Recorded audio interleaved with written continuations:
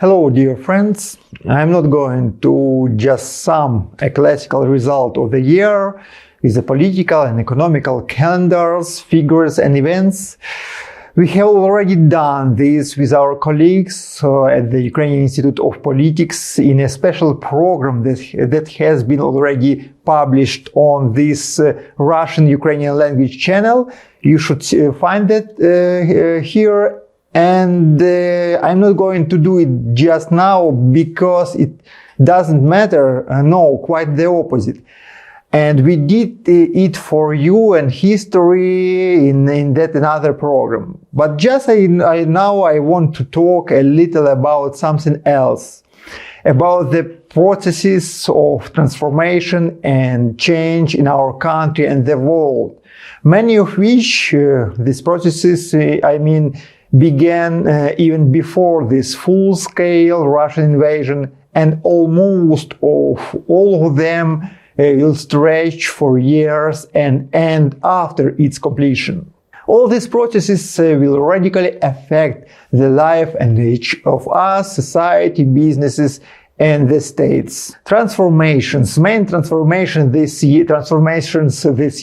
The Russian invasion of Ukraine demonstrated that global military strategic competition is transforming into a full-fledged Cold War, which is traditionally characterized by separate hot regions on the periphery between the blocs. Unfortunately, Ukraine has become one of these battlefields today. It turned out to be the extreme border of the Western world and on the border with the Eastern world. And the country today bears all the catastrophic cost of this process. In the international dimension, there is a spread into two global blocs, a trend of the next decades. On the American-European bloc and the Eurasian bloc. Between these blocs, there is a struggle and a competition. Within these blocs, relative economic freedom, certain respect and rules of the political game are preserved, but they are becoming less and less. Between blocs, political trust and free trade degrade and become politically conditioned. Initially, the purpose of the Russian invasion was to create a security crisis in Europe, which would force the United States to sit down at the negotiating table with the Russian Federation and share spheres of influence. New Yalta agreements like. This plan ultimately failed. But the plan for inflicting a quick defeat of the Russian Federation, which would destabilize it from the inside of this country, has also not been implemented. Mainly due to the position of Russians' partners, explicit or hidden in the Eurasian bloc, which to some extent supported and ensured the Russian economy and political system by expanding cooperation with it. The growth of trade with China, India, and Turkey, etc., is an example of this. At the same time, both sides are trying to maintain strategic stability. No one is interested in nuclear war, for example. Both sides, and the American, European, and the Eurasian bloc, are constantly in dialogue with each other. As for the internal situation in the country, the change in the social economical structure is characterized by the complete destruction of the southeastern industrial cluster in Ukraine. Industry and mechanical engineering, according to the various estimates, previously occupied from 20 to 50% in the country's economy, but now they occupy only 10–15%. There is a transition to an agrarian raw material model, functioning mainly in the service sector. There is a death of a middle class in Ukraine through emigration and drop in income of those who stay in Ukraine. gained momentum processes nationalization of the economy.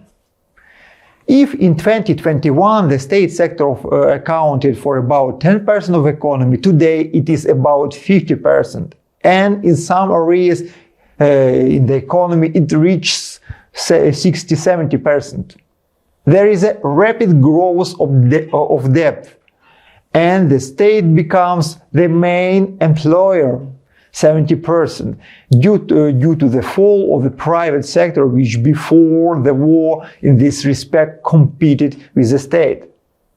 Now the Ukrainian state provides work in the army, law enforcement agencies, medicine, education, civil service, etc.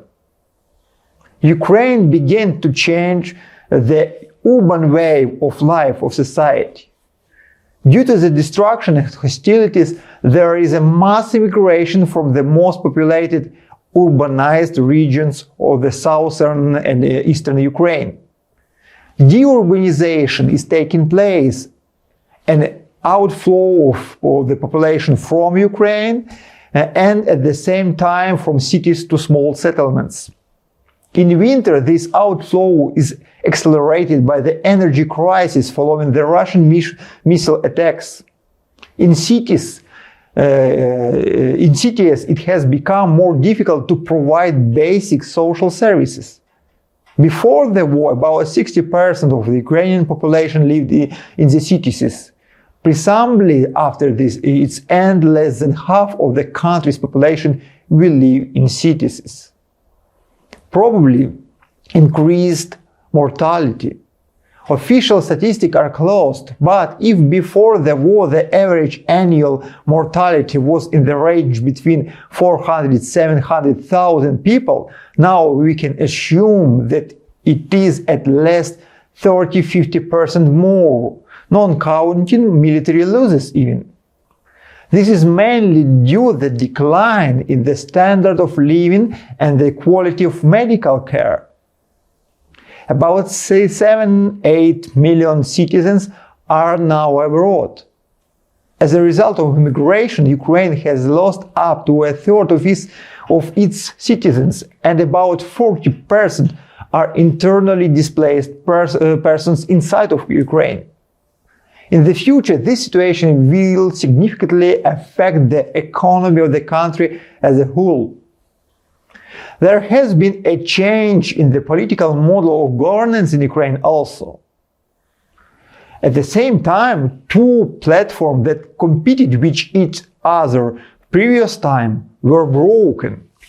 The competitive oligarchic model and the Western liberal one also. Today, a model is being formated in Ukraine, something between a directory and a kingdom. This is a leadership model where power will be nominally consolidated in the hands of one person, the president, who is at the same time the supreme commander-in-chief of military forces of Ukraine, but in reality in the hands of his directorate, of his friends, his team. We are also witnessing the complete destruction of the parliamentary presidential model of government, which was a reflection of oligarchic competition. Today, in fact, we have already formed a pure presidential model of governance, which should also be fixed in the constitution. Assign the function of the prime minister to the president, as in the United States, and leave the function of lawmaking and possible regional representation on the parliament. We see also the consolidation of all powers of government from the constitutional court, government, parliament to the local self-government bodies in one hands. Against this background, the authority of President of Ukraine Vladimir Zelensky as a politician is also growing. The war was the result of the unification of Ukrainians around the flag. If before the war Zelensky ratings were about 24–25%, his party was about 80%, now the president's rating is in the range between 70 and 80%, and his party between 40 and 50%. In general, there is a situation of unification of Ukrainians around state symbols, institutes, starting with local governments, trust in the main institution of power, president, government, parliament. The armed forces of Ukraine, of course, volunteers, etc. is growing, which uses by government quite effective today. The process of religious unification begins, which can form a crisis in society also. It is also important that this year Ukraine received the status of a European Union candidate, which the country could hardly count on before the war. At the international level, a global brand, Ukraine, is being formed, which can be politically and economically monetized in the post-war processes of the country reconstruction. Thank you, friends, for watching this video. Thank you for being with me all this year. I want to wish you Happy New Year and Merry Christmas. I wish you what I wish for myself. Let everything that you want come true for yourself, your families and friends. Peace and prosperity in New Year. Bye-bye, friends.